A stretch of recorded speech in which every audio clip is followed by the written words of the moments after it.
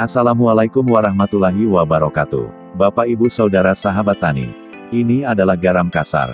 Garam kasar ini merupakan garam yang masih berbentuk butiran kristal. Yang merupakan garam yang masih asli dalam bentuk mentahannya yang belum layak dikonsumsi. Dan jika garam kasar ini diolah dan ditambahkan dengan suatu zat yang namanya yodium.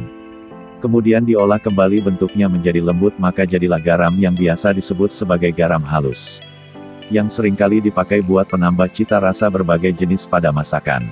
Dan tahukah kamu bahwa garam ini memiliki zat yang disebut sebagai natrium klorida atau halit, adalah senyawa kimia dengan rumus molekul NaCl. Namun yang menjadi pertanyaannya dan yang menjadi fokus bagi sahabat tani, apakah garam kasar ini dapat diaplikasikan pada tanaman kelapa sawit, ataupun pada tanaman lainnya, sebagai alternatif pengganti pupuk? Tentu saja jawabannya bisa. Apalagi sekarang harga pupuk semakin melonjak naik. Banyak di antara kita petani hampir tak sanggup untuk membeli pupuk lagi.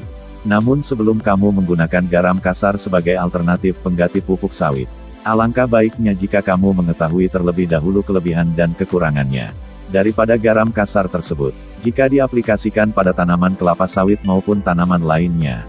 Bapak Ibu Saudara-saudara, khususnya para sahabat tani semua.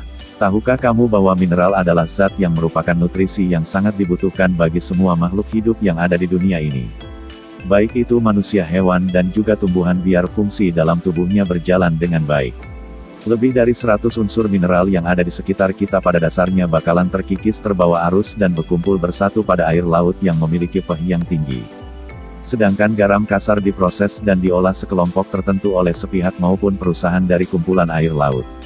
Tentu saja garam kasar ini sangat begitu bermanfaat bagi kehidupan baik manusia, hewan dan tumbuhan. Jelas sangat kita ketahui bahwa menggunakan garam kasar untuk pupuk pertanian baik tanaman kelapa sawit maupun tumbuhan lainnya tentu saja bisa. Namun yang menjadi kelebihannya, yang pertama, garam kasar jika kita taburkan ke dasar tanah maka dapat meningkatkan ketersediaan mineral di dalam tanah. Seperti yang sudah saya sampaikan tadi bahwa air laut memiliki 100 macam zat unsur mineral. Dan dengan menambahkan garam kasar ini pada tanah yang sudah ditanami tanaman kelapa sawit, maka secara tidak langsung kita sudah menambahkan sebanyak 100 macam zat unsur mineral pada tanaman kelapa sawit kita. Sehingga membuat tekstur tanah menjadi semakin subur. Ibarat kata seperti penambah cita rasa pada makan, jika takarannya pas maka makanannya pun pasti terasa enak.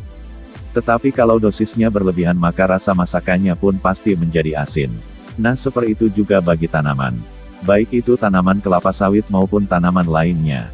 Dan yang kedua, kekurangan garam kasar jika diaplikasikan pada tanaman. Kamu pernah dengar yang namanya obat-obatan yang digunakan secara terus-menerus untuk dapat meningkatkan performa dari penggunanya, maka bisa berakibat sangat fatal. Begitu juga dengan penggunaan garam kasar. Jika diaplikasikan terus-menerus, maka bisa berakibat fatal bagi tanaman.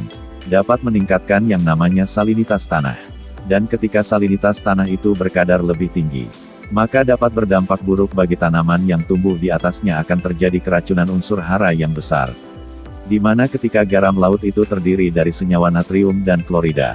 Baiklah Bapak Ibu Saudara, rekan-rekan petani sawit Indonesia. Itulah beberapa penjelasan kelebihan dan kekurangan garam kasar jika dijadikan sebagai alternatif pengganti pupuk tanaman kelapa sawit maupun tanaman lainnya. Semoga video ini dapat memberi manfaat bagi rekan-rekan semua. Salam, berjumpa di lain kesempatan. Assalamualaikum warahmatullahi wabarakatuh.